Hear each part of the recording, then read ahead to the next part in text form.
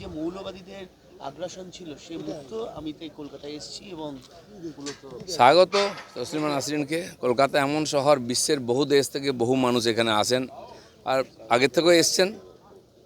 সারা ভারতবর্ষে যেমন মৌলবাদের প্রাদুর্ভাব হয়েছিল, পশ্চিমবাংলায়ও হয়েছিল।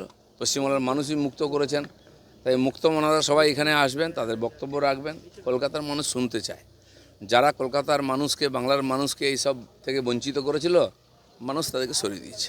আজকে 1 আগস্ট থেকে 3টে খুব বড় ডেভেলপমেন্ট। একটা হচ্ছে মিড ডে মিলে ইসকনের মিল এবং তার সঙ্গে ডিম। 2 হচ্ছে আজ থেকে কলকাতায় নাইট সার্ভিস বাস চালু, এবং 3 হচ্ছে আজ থেকে সরকারি বাসে মহিলাদের পিঙ্ক কার্ড ফ্রিতে যাতায়াতের ক্ষেত্রে বাধ্যতামূলক। খুব ভালো কথা। সরকারের যে অ্যাচিভমেন্ট, মাননীয় মুখ্যমন্ত্রী কথা দিয়েছিলেন, আমাদের ম্যানিফেস্টোতেও ছিল মহিলাদের জন্য বিশেষ ব্যবস্থা এবং জীবনযাত্রাকে গতিশীল করতে। আজ কলকাতা এমন একটা শহর, সারা দিন রাত লোকে এখানে কাজ করেন, যান। আইটি সেক্টর থেকে অন্যান্য ডিপার্টমেন্টে কাজ চলছে। আমরা চাই দিনরাত মানুষ কাজ করুক এবং প্রগতি হোক।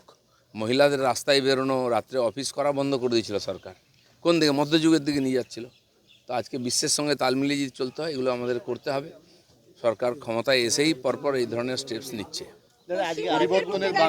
পরিবর্তনের বাংলায় ফসিল হয়ে যাওয়া একাধিক মেট্রো প্রজেক্ট, তার মধ্যে পিঙ্ক মেট্রো, যেটার বহুদিনের প্রত্যাশা। কলকাতা থেকে একটা মেট্রোয় কল্যাণী পর্যন্ত যাওয়া যাবে, এটা হচ্ছে টোটাল প্রজেক্ট।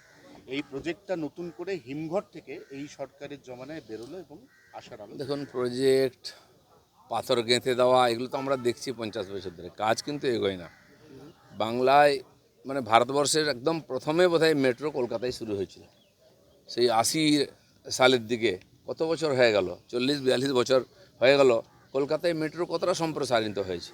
কেন হয়নি? ওদিকে এতদিনে বারুইপুর, এদিকে কল্যাণী হয়ে যাওয়া উচিত ছিল, কিন্তু হয়নি। আজ সেটা করতে হবে। অথচ দিল্লি থেকে আরম্ভ করে একাধিক শহর, আজ তো 50 বেশি শহরে মেট্রো চলছে। সেখানে দেখুন 10 বছরের মধ্যে মেট্রো কোথা থেকে কোথায় পৌঁছে গেছে। সমাজ জীবনকে গতিশীল করার জন্য আধুনিক ব্যবস্থা গ্রহণ করা উচিত।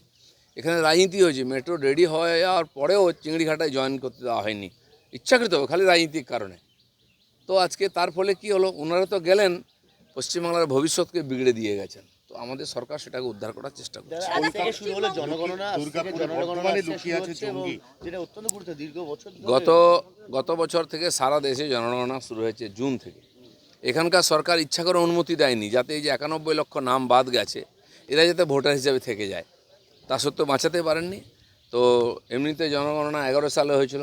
আজকে কত বছর হলো? 25 বছর, 15 বছর হয়ে গেছে। অনেক কিছু পাল্টে গেছে, তার তথ্যই সরকারের কাছে নেই। সমস্ত যোজনা ফেল হবে এই জন্য। তো সেটা আমরা সরকারে এসেই অনুমতি দিয়েছি এবং চালু হয়ে যাচ্ছে। মুখ্যমন্ত্রীর লাইফ থ্রেট, মুখ্যমন্ত্রীর লোকেশন এবং তার সমস্ত ডিটেল নেওয়া লস্কর জঙ্গি, সেই লুকিয়ে রয়েছে বর্ধমানের রেনেসায় অভিজাত আবাসনে। দেখুন, ভারতবর্ষে কোথায় 50 বছর ধরে টেরোরিজমের বিরুদ্ধে লড়াই করছি আমরা, এবং ক্ষতবিক্ষত হয়েছে। এর আগে সরকারগুলো সমঝোতা করে নিয়েছিল টেরোরিজমের সঙ্গে। যে পাকিস্তান স্পন্সর টেরোরিজম, সে পাকিস্তানের সঙ্গে চিঠি চাপাটি চলতো, প্রেমপত্র যেত, কোনোদিন অ্যাকশন হয়নি। আমাদের সরকার আসার পরে টেরোরিজমের যেখানে গড়, আঁতুড় ঘরে আমরা গিয়ে সার্জিক্যাল স্ট্রাইক করেছি। এবং সারা ভারতবর্ষে বহু নেতা, মাননীয় প্রধানমন্ত্রী, রাষ্ট্রপতি, গৃহমন্ত্রী, আমাদের বর্তমান মুখ্যমন্ত্রী এবং একাধিক নেতার নামে বহুবার থ্রেট এসছে, চিঠি এসছে, ধমকি এসছে। আজ পর্যন্ত কিছু করতে পারেনি ওরা।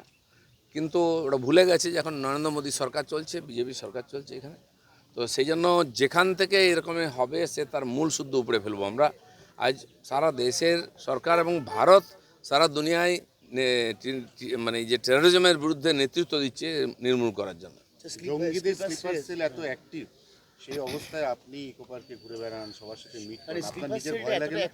আপনার ভয় লাগে না? দেখুন, বিশ্বেতে বহু বছর ধরেই ঘটনা ঘটছে, বহু লোক তার বলিও গেছেন। কিন্তু আমরা যদি ভয়ে বাড়িতে ঢুকে যাই, সাধারণ মানুষ কী করে রাস্তায় বেরোবে? আমি তো টিএমসির টেরোরিজমের শিকার বহুবার হয়েছি, আমাকে কেউ আটকাতে পারেনি। আমি রাস্তায় ছিলাম, রাস্তায় থাকবো।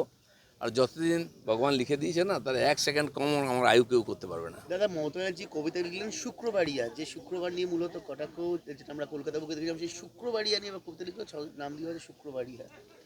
আমি জানি না কেন এত প্রেম শুক্রবারে। বাড়ির বাচ্চার নাম আজানিয়া। পশ্চিমবাংলার A to Z সব পাল্টে দেওয়া হয়েছে, আমাদের কালচারকে, কৃষ্টিকে, পরম্পরাকে। তো উনি লাভ কিছুই করতে পারেননি, বাংলার অনেক সর্বনাশ করেছেন। আমরা সেগুলো রিপেয়ার করছি।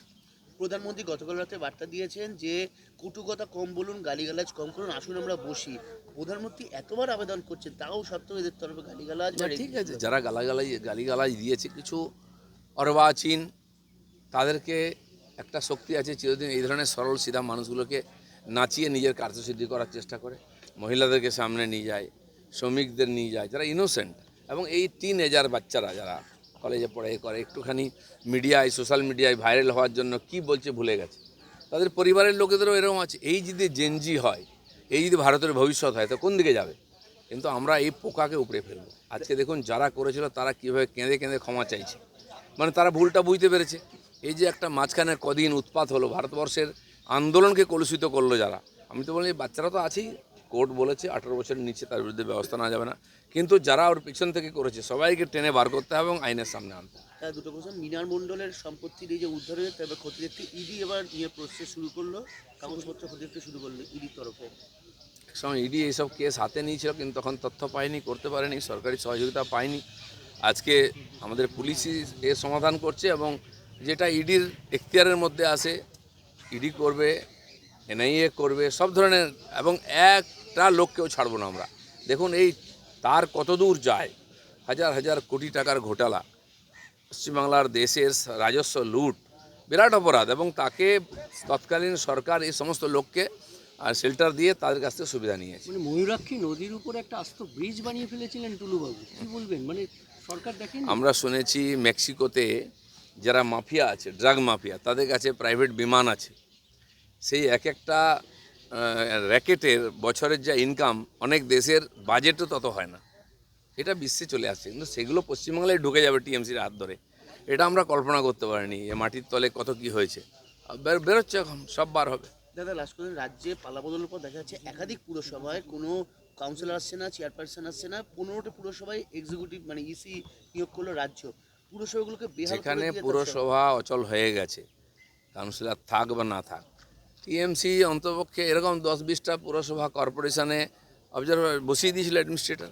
দুর্গাপুরে, হাওড়ায় কর্পোরেশন 8 বছর হয়ে গেছে, 10 বছর ইলেকশনই হয় না, তো বাকিগুলো তো তারা নিজেরাই অচল করেছে। কিন্তু সরকার তো চুপ করে বসে থাকবে না। যেমন পঞ্চায়েতে আমরা আইন পরিবর্তন করেছি এই অচল অবস্থা কাটাবার জন্য, ঠিক মিউনিসিপ্যালিটিতেও অবজারভার বসিয়ে সেখানকার অ্যাডমিনিস্ট্রেটিভ কাজ চলবে।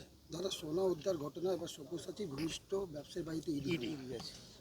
দেখুন এই সমস্ত ব্যবসায়ীরা পেছন থেকে এরাই সমস্ত ব্যাক করছিল এই নেতাদেরকে, লুটের ধন যক্ষের ধনের মতো আটকে রেখেছে।